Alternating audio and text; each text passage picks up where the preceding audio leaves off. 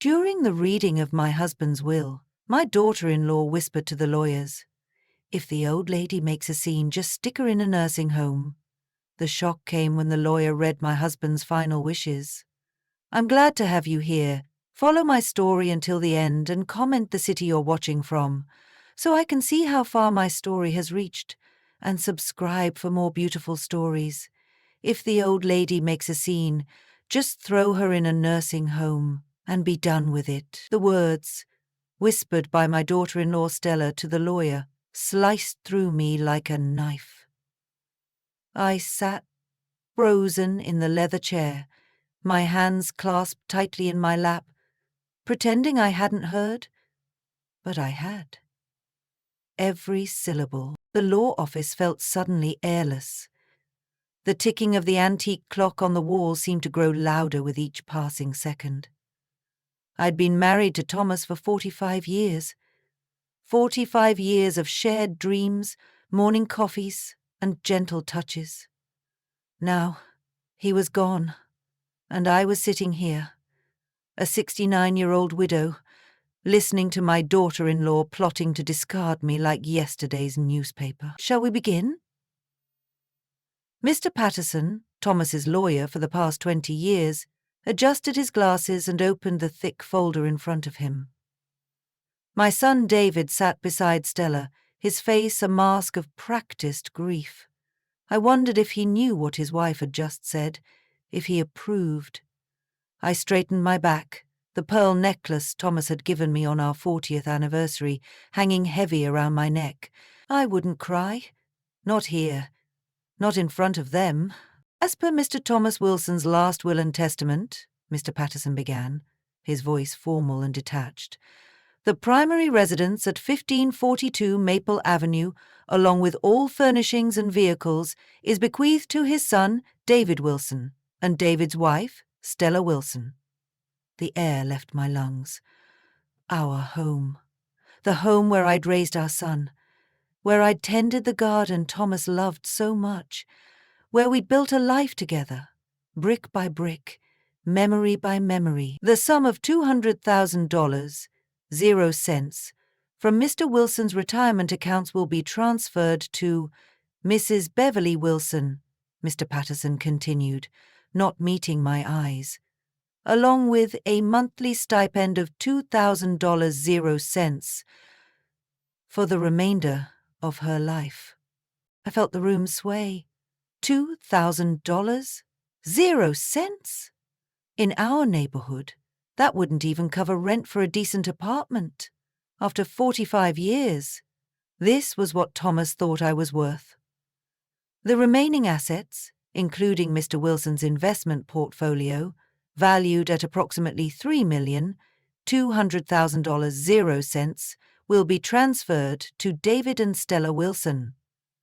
Stella's hand found David's, squeezing it in triumph. A small, satisfied smile played at the corners of her mouth.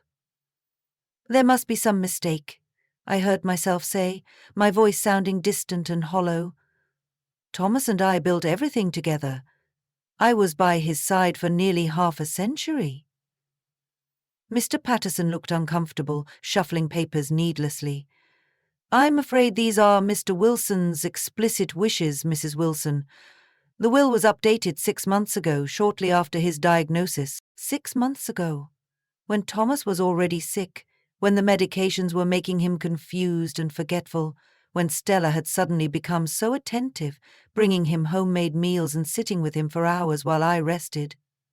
"This is ridiculous," I said, my voice stronger now, fueled by a surge of anger. "Thomas wouldn't do this. Not to me." Stella's face hardened. "Beverly, please don't make this more difficult than it needs to be. Thomas made his wishes clear. We need to respect that." "Respect?" The word tasted bitter in my mouth. "Like you respected me when you suggested putting me in a nursing home?" "Yes, Stella, I heard you." David's head snapped toward his wife, confusion flashing across his face. But Stella was too practiced at this game. "Beverly, you're clearly upset, which is understandable given your loss. but making accusations isn't going to bring Thomas back."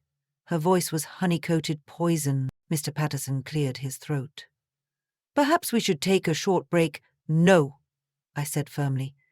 "I want to understand when and why my husband decided to leave me with barely enough to survive on, after promising me for decades that I would always be taken care of." The lawyer looked down at his notes. "The changes were made on February 12th. Mr. Wilson was of sound mind when he signed the documents. I personally assessed his capacity February 12th. I remembered that day. I had gone to visit my sister, who had fallen and broken her hip. Thomas had insisted I go, said he would be fine for a few days. When I returned, Stella had been there. Papers spread across our dining room table, claiming she was helping Thomas organize his medical bills. "I'd like a copy of the previous will," I said. "Beverly," David finally spoke, his voice strained. "Dad made his decision. Let's not drag this out." I looked at my son. This person I had carried inside me, nursed, raised, loved beyond measure. When had he become this stranger who could sit by and watch his mother be stripped of everything? "I'll have copies of all documents sent to you, Mrs. Wilson," Mr. Patterson said quietly. As I stood to leave, my legs unsteady beneath me, Stella leaned toward David. "We should list the house immediately. The market's hot right now." They weren't even going to wait until I had found somewhere to go. 45 years of marriage, and I had less than 30 days to vacate my home, my life. The house felt different when I returned that evening. Emptier, somehow, as if it already knew it would soon no longer be mine. I moved through the familiar rooms like a ghost, touching the things Thomas and I had collected over our lifetime together. The grandfather clock from our 10th anniversary, the hand-carved bookshelf he'd made when David was born, the worn leather armchair where Thomas had spent countless evenings reading, his reading glasses perched on the end of his nose. Now it all belonged to David and Stella. I sank into Thomas's chair, breathing in the faint scent of his aftershave that still lingered in the fabric. How could he have done this to me? The Thomas I knew would never have left me vulnerable, especially not after promising me for decades that I would always be taken care of. The shrill ring of the telephone startled me from my thoughts. "Mom?" David's voice sounded strained. "Are you all right? You left so quickly." "I'm fine," I lied, my fingers gripping the receiver tightly. "Just tired. Listen, about the house. Stella and I were thinking—" "I don't want to talk about the house right now, David." My voice was sharper than I intended. A pause. "Sure, we can discuss it later. But, Mum, we need to start thinking about where you'll go. Stella found some nice retirement communities." "Retirement communities? You mean nursing homes?" The bitterness in my voice surprised even me. "Mom, they're not nursing homes. They're for active seniors like you.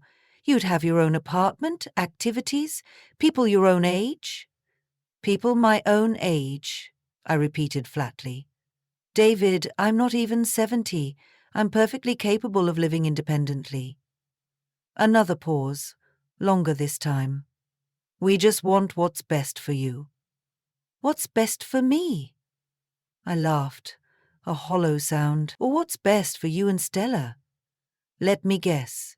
These retirement communities would eat up that monthly stipend Thomas left me in no time, wouldn't they?" "Mum, that's not fair. We're trying to help." "Help? By pressuring me to move out of my home within days of your father's funeral? By already making plans for my life without even consulting me?" "You're upset. I understand. We can talk when you're feeling more reasonable." "More reasonable? Like I was a child throwing a tantrum." "Goodbye, David." I hung up before he could respond. My hands were shaking as I made my way upstairs to the bedroom Thomas and I had shared for decades. The bed was still unmade from the morning of the funeral. I hadn't had the heart to disturb the last place Thomas had slept. I opened his closet, running my fingers over his neatly hung shirts, each one bringing back a flood of memories. The blue Oxford he'd worn to David's college graduation, the faded flannel he'd put on every Saturday morning to work in the garden. At the back of the closet, on the top shelf, sat a row of leather-bound journals. Thomas had been a meticulous record keeper, documenting everything from household expenses to garden plantings. I pulled down the most recent one, dated just 3 months before his death. Settling onto the edge of the bed, I opened the journal, finding comfort in Thomas's familiar handwriting. The entries were mostly mundane, notes about his medication schedule, doctor's appointments, brief comments about the weather or what we'd had for dinner. Then a line caught my eye. Dated February 10th, just 2 days before he'd changed his will. Called Jackson about the cabin today. Everything is in order. Beverly will have what she needs when the time comes. Must make sure Stella doesn't find out about the cabin.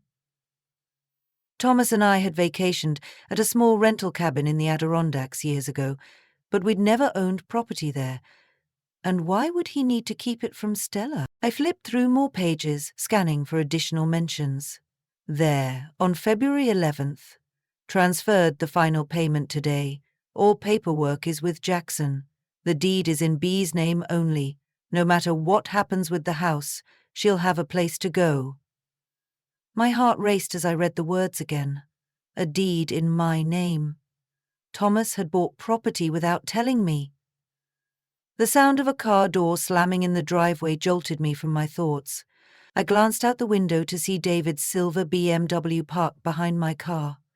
Stella was with him. Quickly, I returned the journal to its place and hurried downstairs, reaching the front door just as David's key turned in the lock. "Mum?" he called, stepping inside with Stella right behind him. "We brought dinner. Thought you might not feel like cooking." "That's thoughtful," I said cautiously, eyeing the paper bag from the local deli. Stella's smile didn't reach her eyes. "We also brought some boxes. Thought we could help you start sorting through your things. No rush, of course, but it's good to get a head start, right?" Boxes. They'd brought boxes. The funeral had been just 3 days ago. "That won't be necessary," I said coolly. "I'm capable of packing my own belongings when the time comes." David shifted uncomfortably. "Mum, we're just trying to help." "David," I said, meeting his eyes directly, "who is Jackson?"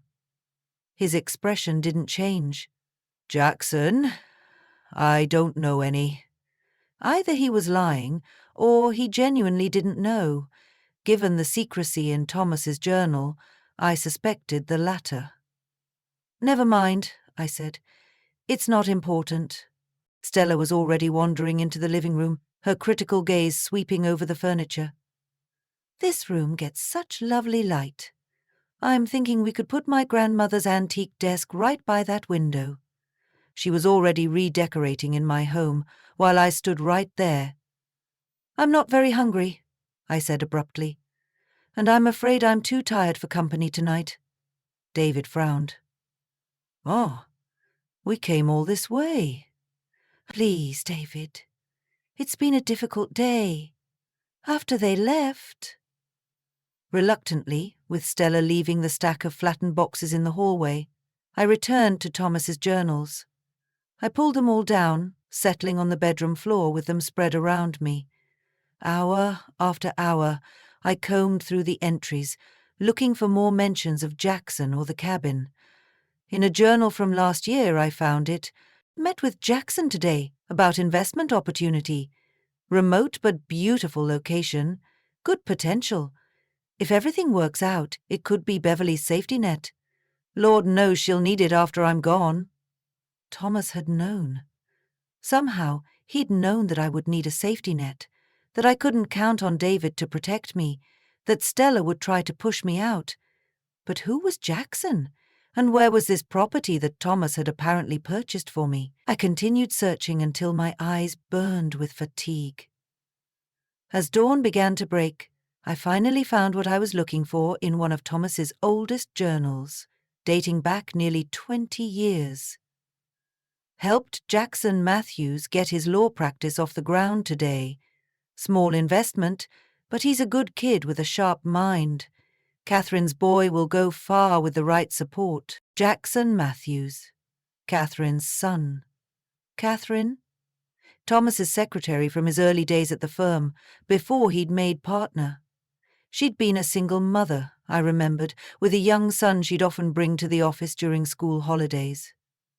Thomas had helped her son become a lawyer, and now, apparently, that same son was holding the key to whatever safety net Thomas had tried to create for me. I reached for the phone on the nightstand, then hesitated. What if Stella and David were monitoring my calls? What if they already knew about Jackson and were trying to get to him first?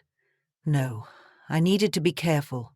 I needed to find Jackson Matthews on my own, without alerting David or Stella. Whatever Thomas had entrusted to him, it was meant for me and me alone.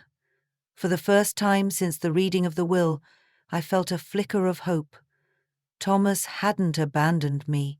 After all, he'd left me a message, a path to follow, and I was going to find it, no matter what it took. Finding Jackson Matthews proved easier than I expected. A simple internet search revealed his law office, Matthews & Associates, located just 30 minutes from our home. Thomas had never mentioned him to me, at least not in recent years, another secret he'd kept. I waited until I was certain David and Stella would be at work before making the call. My fingers trembled as I dialed. Matthews & Associates, how may I direct your call? A pleasant female voice answered. I'd like to speak with Jackson Matthews, please. It's regarding Thomas Wilson. A pause. May I ask who's calling? Beverly Wilson. Thomas's wife? Another pause. Longer this time. One moment, Mrs. Wilson. Less than a minute later, a deep voice came on the line. Mrs. Wilson, I've been expecting your call. I'm so sorry about Thomas. You've been expecting me? My heart raced. Yes. Thomas made me promise to wait for you to contact me. He said you'd figure it out on your own, that you were always smarter than anyone gave you credit for. That sounded like Thomas, always believing in me, even when I doubted myself. I found his journals, I said. He mentioned something about a cabin, a deed in my name. Not over the phone, Mrs. Wilson. Can you come to my office today if possible?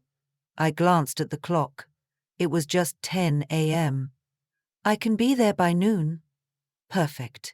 And, Mrs. Wilson, come alone. The drive to Jackson's office felt endless. Questions tumbled through my mind like clothes in a dryer. What had Thomas been planning? Why the secrecy?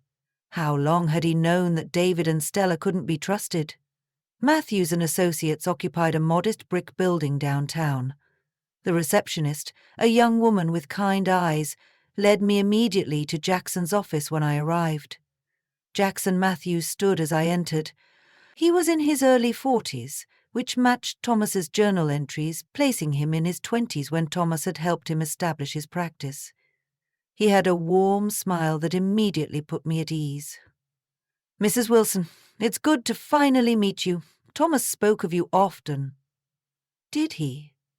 I settled into the chair across from his desk. Funny, he never mentioned you to me. Jackson's smile turned sad. That was by design. What we were working on needed to stay completely confidential. He reached into his desk drawer and pulled out a thick manila envelope. Thomas came to see me about 8 months ago, shortly after his diagnosis. He was worried about what would happen to you after he was gone. So he knew, I said quietly. He knew David and Stella would try to take everything. Jackson hesitated, had concerns. He believed Stella had been influencing David for years, slowly turning him against you both. When Thomas got sick, he noticed certain patterns of behavior that troubled him deeply. Like what? Stella began taking a keen interest in his finances. She would offer to help organize his papers, ask questions about his investments. Then Thomas overheard a conversation between her and David. They were discussing how difficult you might become after Thomas was gone, how you might need specialized care. My stomach clenched. A nursing home. Jackson nodded. Thomas decided then that he needed to create a safety net for you, something that David and Stella couldn't touch. He slid the envelope across the desk. This contains the deed to a property in the Adirondacks. It's not just a cabin. It's a fully renovated 3-bedroom home on 5 acres of land with a small lake. Thomas purchased it outright, in your name only. It's been fully furnished and stocked with everything you might need. My hands shook as I opened the envelope and pulled out the documents. There it was, in black and white. A deed with my name on it. Photos spilled out, showing a beautiful cedar home nestled among pine trees, with a wraparound porch overlooking a pristine lake. I don't understand, I whispered. If Thomas wanted to provide for me, why change his will to leave me almost nothing? Why let David and Stella have the house? Jackson leaned forward. That's where things get complicated. Thomas discovered that Stella had been pressuring him to change his will while he was on heavy medication. He was afraid that if he didn't appear to comply, she might take more drastic measures. So he gave them what they wanted? On the surface, yes. But he made sure you would be taken care of. The property is yours, free and clear. There's also this. He handed me another document. A bank account in the Cayman Islands. I stared at the paper in disbelief. With just over $2 million, 0 cents, Thomas had been quietly transferring funds for years. It's completely legal. He paid all taxes due, but it's also completely untraceable. And out of David and Stella's reach. I couldn't breathe. Thomas hadn't betrayed me. He'd been protecting me all along. There's one more thing. Jackson hesitated. Thomas suspected that Stella might have been tampering with his medication during the final months. He couldn't prove it, but he was having periods of confusion that didn't align with his doctor's expectations for his condition. The room seemed to tilt. Are you saying she was poisoning him? Not exactly poisoning, but perhaps altering his dosages to make him more confused and compliant. It's why he insisted on changing his will himself, to give them what they thought they wanted, while securing your future through other means. I thought of Stella's sudden interest in bringing Thomas his medication, insisting on organizing his pill boxes, the way she'd hover, watching him swallow each pill. Why didn't he tell me any of this? He was protecting you. He worried that if you knew, you might confront them, and that could have made the situation more dangerous for both of you. A tear slid down my cheek. Even in his final days, Thomas had been thinking of me, working to keep me safe. There's a letter, Jackson added softly, pulling a sealed envelope from his desk.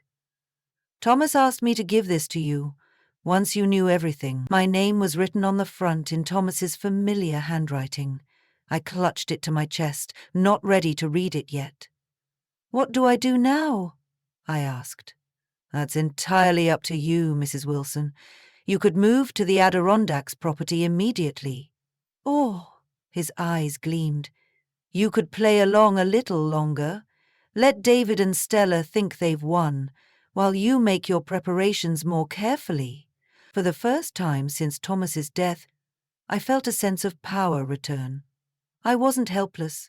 I wasn't at their mercy. I think, I said slowly, that I'd like to give my dear daughter-in-law exactly what she deserves. Jackson smiled. Thomas said you'd say that. He also said you'd be magnificent.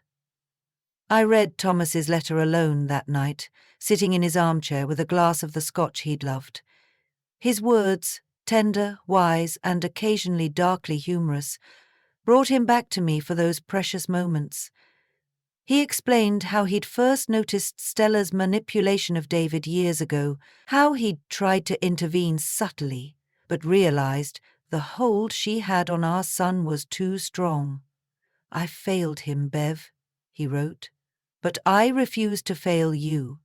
They think you're just a sweet old lady who will quietly accept whatever scraps they throw your way. Show them how wrong they are."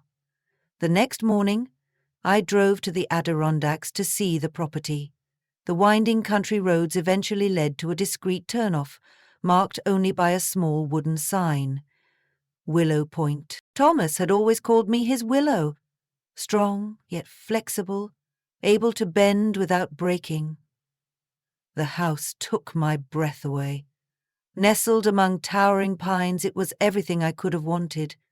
Cozy yet spacious, with large windows that filled the rooms with natural light. The wraparound porch faced a small, pristine lake that sparkled in the morning sun. Inside, I found furniture I recognized from my weekend antiquing trips over the years, pieces Thomas had claimed were being stored or had been sold. He'd been secretly creating this sanctuary for me all along. In the master bedroom, photographs of us lined the dresser. Our wedding day, vacations, quiet moments in the garden. On the nightstand lay a book I'd mentioned wanting to read months ago. Every detail showed how well Thomas had known me, how deeply he'd loved me. I sank onto the edge of the bed, overwhelmed by grief and gratitude. The kitchen cabinets were stocked with my favorite foods, the bookshelves filled with novels I loved. In the small room overlooking the lake, an easel stood ready with fresh canvases and paints, remembering the art hobby I'd abandoned years ago to care for him during his illness. This wasn't just a house. It was the home of someone who had truly seen me. I spent the day exploring, discovering new, thoughtful touches at every turn. As evening approached, I sat on the porch with a cup of tea, watching the sunset paint the lake in shades of gold and pink. For the first time since Thomas's death, I felt peace, but also something else. Determination. I wouldn't just disappear quietly. Thomas had given me not just a sanctuary, but a position of strength. I would use it. When I returned home the next day, David's car was in the driveway. Inside, I found him and Stella in the living room, surrounded by small colored stickers they were placing on various items. "Mum," David said, startled. "Where have you been? We've been calling." "I left my phone at home," I said calmly. "I needed some time to think." Stella's smile was tight. "We were just making inventory labels for insurance purposes." "Of course you were." I set my purse down. "How thoughtful." David shifted uncomfortably.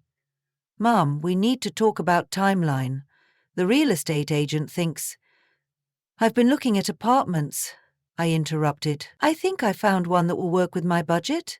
The surprise on their faces was almost comical. They'd expected resistance, tears, pleading, not calm acceptance. "Oh," Stella recovered quickly. "That's wonderful. Where is it?" "Just a small place, across town. Nothing special, but it's what I can afford now." David had the decency to look ashamed. "Mom, you know if you need help with the rent." "That won't be necessary," I cut in. "I'll manage with what your father left me." Stella beamed. "I'm so glad you're being sensible about this, Beverly. It's what Thomas would have wanted." I bit my tongue. If she only knew what Thomas had actually wanted. "I'll need a few weeks to pack," I said. "There's 45 years of memories in this house." "Of course," David said quickly. "Take the time you need." "Within reason," he added with a glance at Stella. "We were thinking of starting renovations next month," Stella added. The kitchen is so outdated. The kitchen Thomas and I had remodeled just 3 years ago. I'll be out before then, I promised. Now, if you'll excuse me, I'm rather tired from my drive. After they left, I called Jackson. I've seen the house, I told him. It's perfect, but I'm not ready to let David and Stella know about it yet. What's your plan? He asked. I need information, I said, about Stella's actions during Thomas's illness. If she was tampering with his medication, there might be evidence. Jackson was silent for a moment. What exactly are you hoping to accomplish, Beverly? Justice, I said simply, and maybe a chance to wake my son up from whatever spell she's cast on him. The next morning, I called Thomas's doctor and requested a meeting, claiming I needed closure about his final days. Dr. Levine agreed to see me that afternoon. In his office, I carefully steered the conversation toward Thomas's medication regimen. I was surprised by how confused he became toward the end, I said. It seemed to happen so suddenly. Dr. Levine frowned. Yes, that was unusual. His decline was more rapid than I expected, given the progression of his disease. Could his medication have caused that? He hesitated. Potentially, if the dosages were incorrect, but Stella assured me she was following the prescribed schedule exactly. Stella? I kept my voice neutral. She was managing his medication? Yes, she insisted on taking over that responsibility. Said you were too overwhelmed. He paused. Wasn't that the arrangement? No, I said quietly. It wasn't. His expression changed. Mrs. Wilson, is there something I should know? I took a deep breath. Thomas changed his will during that period of confusion. He left almost everything to David and Stella, despite promising me for years that I would be provided for. Dr. Levine's frown deepened. That doesn't sound like the Thomas I knew. He spoke of you with such devotion. Is there any way to prove his medication was being mismanaged? He thought for a moment. We did run blood tests in those final weeks. The results should be in his file. I can review them, see if anything stands out. I walked out of the office with as much dignity as I could muster, the weight of betrayal pressing down on me like a physical thing. In the parking lot, I sat in my car, a car that technically now belonged to David and Stella, and finally allowed the tears to come. Thomas, how could you do this to me? How could you leave me with nothing after all these years? But as the sun began to set, casting long shadows across the dashboard, something hardened inside me. This wasn't over. Thomas may have signed that will, but I knew my husband. Something wasn't right, and I was going to find out what had really happened during those days I was away. They thought I was just a helpless old woman they could push aside.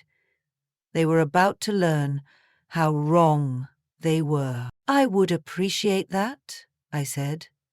And doctor, please don't mention this conversation to my son or daughter-in-law. As I left his office, my phone rang. It was Jackson. Beverly, I've found something interesting. Thomas had surveillance cameras installed in your home last year. The footage was being backed up to a secure server. My breath caught. Cameras? Where? In his study, the kitchen, and your bedroom. Primarily focused on his medication area and his desk, where he kept important papers. Did he tell you why? He suspected someone was going through his papers when you were both out of the house. Initially, he thought it might be a housekeeper, but it was Stella. I finished. Most likely. The footage is extensive. It will take time to go through it all. I'll help, I said immediately. Where can I access it? Come to my office tomorrow. We'll set up a secure viewing station. That night, as I sorted through Thomas's clothes, ostensibly packing, but really looking for more clues, I heard the front door open. David's voice called out, Mom! I came downstairs to find him standing awkwardly in the foyer, alone. Stella? She not with you? I asked. He shook his head. I wanted to talk to you. Just us. We sat in the kitchen, where I'd prepared countless family meals, where Thomas and I had shared our morning coffee for decades. Mum. I know this is hard, David began. But Dad wanted— Did he? I interrupted. Did he tell you that's what he wanted? Or did Stella? David's jaw tightened. Why do you always blame Stella? She's been nothing but supportive. Has she? Or has she been slowly turning you against me for years? That's ridiculous. Is it? When was the last time you visited us without her? When was the last time you called me just to chat? Like you used to. He had no answer. David, your father was not himself when he changed that will. He was confused, disoriented. The lawyer said he was of sound mind. The lawyer saw him for 20 minutes. I lived with him. I saw how he changed after Stella started helping with his medication. David stood abruptly. I'm not going to listen to these accusations. As he stormed toward the door, I called after him. Check the medicine cabinet in your father's bathroom, behind the spare towels. He kept a journal there, documenting every pill, every moment of confusion. David paused, his hand on the doorknob. For a moment, I thought he might turn back. Instead, he walked out, slamming the door behind him. But I had planted the seed. And tomorrow I would begin reviewing the footage that might finally reveal the truth about Stella and what she had done to my husband. For 3 days I sat in Jackson's office, reviewing the footage from Thomas's hidden cameras. What I saw confirmed my worst fears and broke my heart all over again. Stella, when she thought no one was watching, opening Thomas's pill organizer and switching medications. Carefully documenting the original arrangement in a small notebook so she could switch them back before I returned home. Thomas growing increasingly disoriented after taking the pills she gave him. And the worst betrayal of all, footage from February 12th, the day the will was changed. Thomas, barely able to hold his head up, signing papers Stella placed before him. David standing in the background, not participating but not intervening either. This is criminal, Jackson said quietly as we watched. Elder abuse, medication tampering, potentially fraud if Thomas wasn't competent when he signed. Do you have enough to go to the police? I asked. More than enough. But Beverly, are you sure that's what you want? This would tear your family apart. I thought of David, my only child, the little boy who once cried when he accidentally stepped on an ant, the teenager who'd defended smaller kids from bullies, the young man who had once been so kind, so principled. My family is already torn apart, I said finally, but I want one last chance to reach my son. The next day, Dr. Lavier called. Miss Wilson, I've reviewed Thomas's blood work from his final months. The levels of his primary medication were inconsistent, sometimes too high, sometimes too low. It's not what we would expect with proper administration. Could it have been accidental? I asked, already knowing the answer. Consistently inconsistent in this pattern? No, this appears deliberate. Would you be willing to put that in writing? A pause. For Thomas's sake, yes. Armed with the doctor's report and copies of the most damning video footage, I was ready. I called David. We need to talk, I said. Just you, me, and Stella, about the house. We've already discussed this, Mum. One conversation, David, then I'll never bring it up again. He sighed. Fine. Dinner tomorrow. That would be perfect. I spent the next day preparing, not just the evidence, but myself. This confrontation would require all my strength, all my composure. They arrived at 7:00 p.m. sharp. Stella, wearing an expensive new dress, David, looking tired and drawn. "Something smells wonderful," Stella said, her practiced smile firmly in place. "Thomas's favourite, pot roast," I replied. "I thought it fitting." We made awkward small talk through the main course. When I brought out coffee and dessert, David finally broached the subject. "Mum, about the house. Stella's found you a lovely apartment at Oakwood Gardens." "It's a senior community, very active, very affordable," Stella added. "The stipend from Thomas should cover it perfectly." I took a sip of coffee. How thoughtful.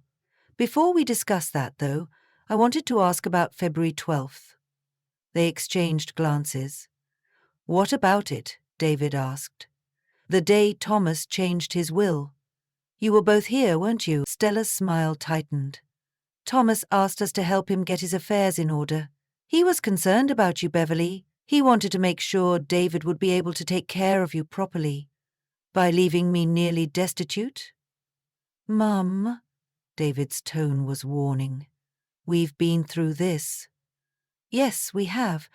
But we haven't discussed why Thomas was so confused that day, or why his medication levels were all wrong in his blood work." Stella's coffee cup clattered against its saucer.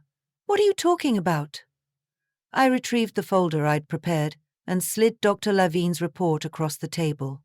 Thomas's doctor found irregular levels of medication in his system, levels consistent with deliberate mismanagement. David frowned, scanning the report. "This doesn't prove anything. Medications can interact. Tell alone doesn't prove anything." I placed my tablet on the table and turned it toward them. "This does." I pressed play. The screen showed Stella in Thomas's study, carefully opening his pill organizer, switching capsules from one compartment to another, taking notes in her little book. The color drained from Stella's face. David stared at the screen, then at his wife. "What is this?" he whispered. I played the next clip. February 12th. Thomas, barely conscious, signing papers. Stella guiding his hand. David in the background looking uncomfortable but saying nothing. "Turn it off," Stella snapped. "Why?" I kept my voice calm. "Does the truth bother you?" "Mum?" David's voice shook. "Where did this come from? Thomas installed cameras when he began to suspect someone was tampering with his medication. He was trying to protect himself." "To protect me," Stella stood abruptly. "This is ridiculous.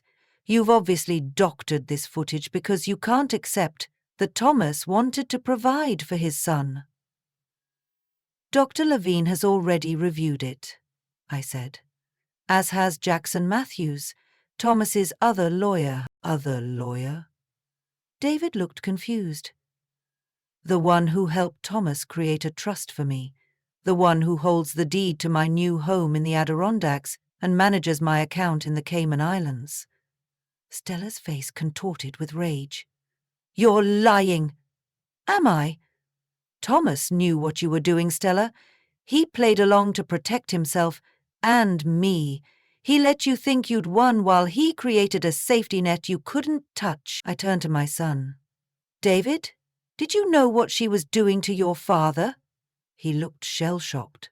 "No. I swear, Mum, I knew she wanted him to change the will, but I never thought." He turned to Stella. "Tell me you didn't do this." Stella's composure cracked. "You think I did this for me? I did it for us. Your parents had everything while we struggled with mortgage payments and car loans. We deserved this. So, you poisoned my father." David's voice was barely audible. "I didn't poison him. I just adjusted things so he'd be more reasonable. He was going to die anyway." The silence that followed her outburst was deafening. David stared at his wife as if seeing her for the first time. "Get out," he finally said. "David, get out of my mother's house. Now." Stella grabbed her purse, her movements jerky with fury. At the door, she turned back. "This isn't over. You think you've won, but I'll fight this. That will is legally binding." "Actually," I said calmly, A will signed under duress while being drugged isn't legally binding at all. Neither is one signed by someone whose competency was compromised through medication tampering. But feel free to explain all this to the police. After she stormed out, David collapsed into a chair, his head in his hands. Mom, I didn't know. I swear I didn't know she was drugging Dad. But you knew she was pressuring him to change the will. He nodded miserably. She kept saying it made sense, that you'd be better off with a monthly stipend than trying to maintain this big house alone, that we could take better care of you if we controlled the assets. And you believed her? I wanted to believe her. His voice broke. I was weak, selfish. Dad would be so ashamed of me. I reached across the table and took his hand. Your father loved you, David, but he was worried about the influence Stella had over you. How long? He swallowed hard. How long had she been tampering with his medication? At least 3 months, according to the footage. Could it have hastened his death? The question I'd been asking myself for days. Dr. Levine thinks it's possible. The irregular dosing put additional stress on his system. David's face crumpled. Oh, God. We sat in silence for a long moment. What happens now? He finally asked. That depends on you, I said quietly. The evidence goes to the police, or it doesn't. That's my decision. But what you do next, that's yours. Spring arrived in the Adirondacks with an explosion of wildflowers and birdsong. I sat on my porch, watching a pair of cardinals flit between the pine trees. Thomas had always loved cardinals, said they reminded him of me, bright and determined. Morning, Beverly, my neighbor Eleanor waved as she passed by on her daily walk. I waved back, smiling. 6 months had passed since that fateful confrontation with Stella and David. 6 months of healing, of rebuilding, of finding my footing in this new life. The legal proceedings had been mercifully brief. Once faced with the evidence against her, Stella had agreed to a quiet divorce and returned everything she'd taken in exchange for me not pressing criminal charges. The house on Maple Avenue was sold, the proceeds divided according to what would have been Thomas's wishes, half to me, half to David. I'd chosen to stay at Willow Point permanently. The city held too many memories, both sweet and painful. Here, among the pines and the gentle lapping of the lake against the shore, I'd found peace. My phone buzzed with a text message. David, just landed. Should be there by lunchtime. Need anything from town? My heart warmed. These monthly visits had become our new tradition as we carefully rebuilt our relationship. It wasn't perfect. There were still moments of tension, still painful memories that arose unexpectedly. But we were trying. That counted for something. I texted back, just yourself, drive safely. Inside, I checked on the lasagna in the oven, David's favorite since childhood. The house smelled of tomato sauce and herbs, warm and inviting. I'd spent the morning baking bread and preparing a salad from vegetables grown in my new garden. Gardening had been Thomas's passion, not mine, but I'd taken it up in his honor. To my surprise, I'd found joy in it, in the feel of soil between my fingers, in nurturing seedlings into flourishing plants. My first tomatoes had been lopsided and small, but I'd never tasted anything sweeter. The guest room was ready for David's overnight stay. Fresh towels in the bathroom, clean sheets on the bed. The small desk in the corner held a surprise. Old photographs I'd found while unpacking, showing David as a child building sandcastles with Thomas at the beach. I'd learned to treasure these moments of preparation, this quiet anticipation of connection. After decades of being a wife and mother, I was discovering who Beverly was, on her own terms. The sound of tires on gravel announced David's arrival. I smoothed my hair, now fully silver, no more hair dye for me, and went to greet him. He emerged from his car, looking more relaxed than I'd seen him in years. The divorce from Stella had aged him initially, lines of stress and shame etching themselves around his eyes. But gradually, the son I'd known began to re-emerge. "Mom," he hugged me tightly, "you look wonderful." "You're not so bad yourself," I teased, noting his healthy tan. "Cal agrees with you." The job offer from San Francisco had come 3 months after the divorce.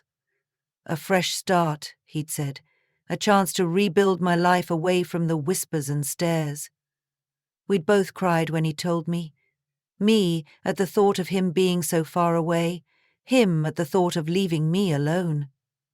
"It's only a plane ride," I'd assured him.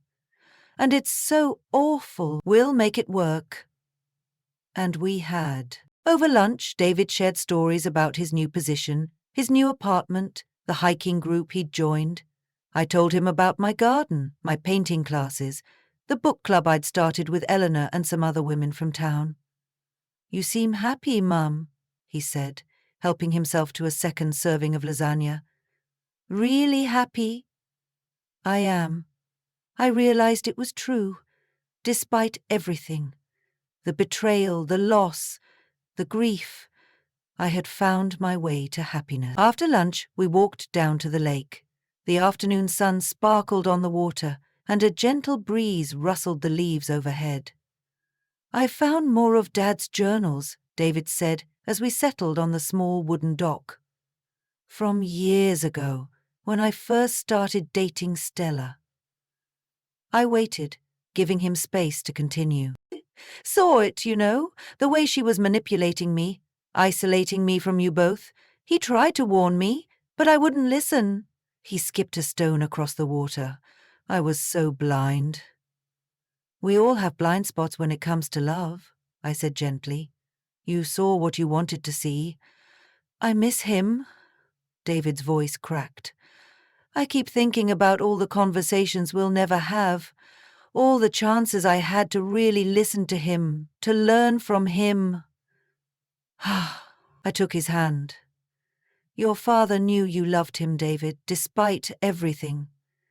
He nodded, blinking back tears. "Last night, I dreamed he was sitting on this dock fishing. He looked so peaceful. When I sat down beside him, he said, 'She's going to be all right, son. Beverly's stronger than both of us put together.'" I laughed through my own tears.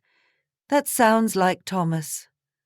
We sat in comfortable silence, watching the sun begin its descent toward the horizon. "I've been thinking," David said finally, "about moving back east." My heart skipped.